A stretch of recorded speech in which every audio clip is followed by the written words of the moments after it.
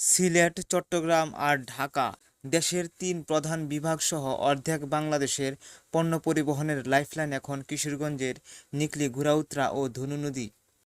প্রতিদিন শত শত জাহাজ চলাচল করলেও এই বিশাল নৌপথে সীমানা চিহ্নিত করতে রয়েছে মাত্র একটি বয়া।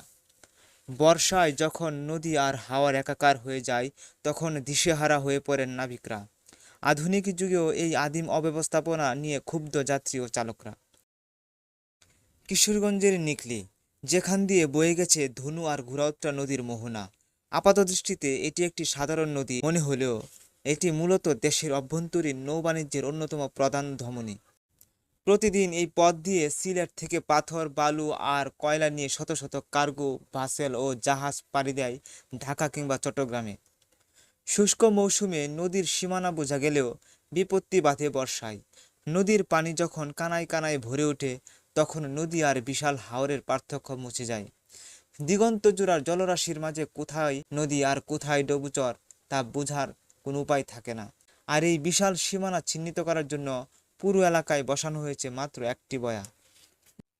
আমরা যখন স্মার্ট বাংলাদেশ আর আধুনিক স্যাটেলাইট প্রযুক্তির গল্প বলছি, তখন দেশের এত গুরুত্বপূর্ণ একটি নৌপথের এই জরাজীর্ণ দশা মানানসই নয়।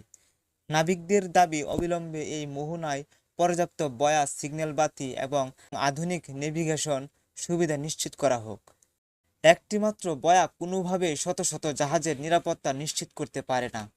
দুর্ঘটনা ঘটার পর ব্যবস্থা নেওয়ার চেয়ে আগেভাগেই এই নৌপথকে নিরাপদ করা জরুরি।